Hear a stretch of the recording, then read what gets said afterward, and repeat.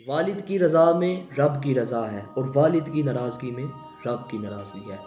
روایت ہے کہ اللہ تبارک و تعالیٰ نے حضرت موسیٰ علیہ السلام سے فرمایا، اے موسیٰ، جس نے والدین کی نافرمانی کی مگر میری فرما برداری کی، میں نے اسے نافرمانوں میں لکھا۔ جس نے والدین کی فرما برداری کی مگر میری نافرمانی کی، میں نے اسے فرما برداروں میں لکھا۔ روایت ہے کہ حضرت یعقوب علیہ السلام حضرت یوسف علیہ السلام کے ہاں تشریف لے گئے، تو حضرت یوسف علیہ السلام ان کے استقبال کے لیے کھڑے نہ ہوئے، تو اللہ تبارک و تعالیٰ نے حضرت یوسف علیہ السلام کی طرف وحی کی کہ کیا تم اپنے باپ کے لیے کھڑے ہونے کو بہت بڑی بات سمجھتے ہو؟ مجھے اپنے عزت و جلال کی قسم، میں تمہارے سلب میں سے نبی پیدا نہیں کروں گا۔ اب آئیے اس ضمن میں حدیث مبارکہ بھی آپ سماعت فرمائیں۔ وعن ابی ہریرہ رضی اللہ عنہ قال قال رسول اللہ صلی اللہ علیہ وسلم لا یجزی ولد والدا الا ان یجدہ مملوکا فیشترہ فیعتقہ، رواہ مسلم۔ حضرت ابو ہریرہ آپ بیان کرتے ہیں کہ نبی اکرم صلی اللہ علیہ وآلہ وسلم نے ارشاد فرمایا، کوئی بھی بیٹا اپنے باپ کا حق ادا نہیں کر سکتا کہ یہاں تک کہ اسے غلام پائے اور خرید کر آزاد کر دے۔ اس حدیث کو امام مسلم نے روایت کیا ہے۔ ان النبی صلی اللہ علیہ وسلم قال رغم انف ثم رغم انف ثم رغم انف من ادرک ابویہ انتقل الکبر احدہما او کلاہما فلم يدخل الجنہ، رواہ مسلم۔ حضرت ابو ہریرہ نبی اکرم صلی اللہ علیہ وآلہ وسلم کا یہ فرمان نقل کرتے ہیں، اس شخص کی ناک ہاک آلودہ ہو، مزید ہاک آلودہ ہو، مزید ہاک آلودہ ہو۔ عرض کی گئی کون؟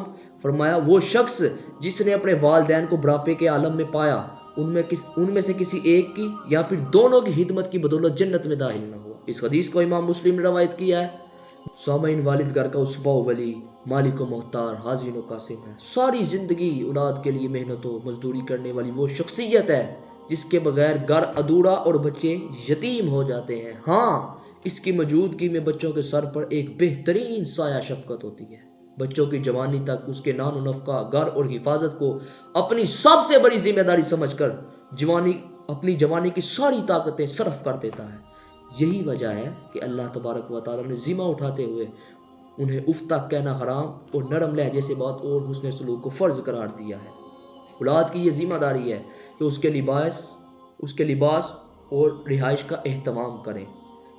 ایک جوان کے سوال پر رسول اللہ صلی اللہ علیہ وآلہ وسلم نے فرمایا، تو اور تیرا مال تیرے باپ کا ہے۔ تو سامعین، ماں کا مقام بھی اپنی جگہ، لیکن باپ کا بھی تو کوئی ثانی نہیں۔ باپ دنیا کی وہ واحد شخصیت ہے جو اولاد کے عروج پر اللہ تعالیٰ کا شکر گزار رہتا ہے۔ باپ اپنی اولاد کے لیے دنیا کا بہترین استاد ہے۔ صحابی نے آ کر عرض کی، حضور میرا بیٹا گم ہو گیا، صبح سے گم ہو گیا، مل نہیں رہا۔ قبل اس کے کہ حضور کے ہاتھ اٹھتے، ایک شخص جو ابھی آیا تھا اور بیٹھا ہوا تھا، اس نے عرض کی، حضور میں فلاں باغ کے آگے سے گزر کے آیا ہوں، میں نے اس بچے کو فلاں باغ میں کھیلتا ہوا دیکھا ہے۔ جب باپ نے یہ سنا نا کہ میں صبح سے تلاش کر رہا ہوں اور میرا بیٹا فلاں باغ میں ہے، تو باپ نے دوڑ لگا دی۔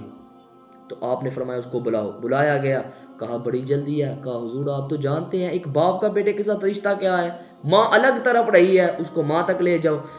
تو آپ نے فرمایا ضرور ملو، اس کو اس کی ماں سے بھی ملواؤ، لیکن میری ایک وصیت یاد رکھنا۔ عرض کی گئی حضور کیا؟ تو فرمایا جب باغ کے پاس جانا نا تو بیٹے کو بیٹا کہہ کر نہ پکارنا۔ تو عرض کی حضور اگر بیٹے کو بیٹا کہہ کر بھی پکار دوں تو اس میں حرج ہی کیا ہے؟ تو آپ نے فرمایا تم نہیں جانتے کہ ان اکٹھے کھیلنے والے بچوں میں سے ہو سکتا ہے کوئی یتیم بچہ بھی کھیل رہا ہو۔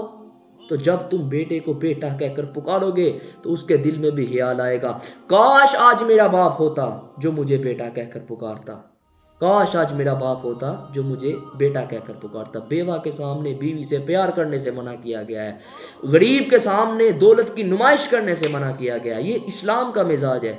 تو آپ نے فرمایا بیٹے کو بیٹا کہہ کر نہیں پکارنا، تم صبح کے بچھڑے ہو، تمہارے لہجے میں بلا کی مٹھاس نہیں، تو جب تم بیٹے کو بیٹا کہہ کر پکارو گے تو تمہاری زبان سے شہد نچر رہا ہوگا، تو اس کے دل میں بھی خیال آئے گا، کاش آج میرا باپ ہوتا جو آج مجھے ان میٹھے الفاظ اور پرنور لہجے سے پکارتا، کاش آج میرا باپ ہوتا جو مجھے بیٹا کہہ کر پکارتا۔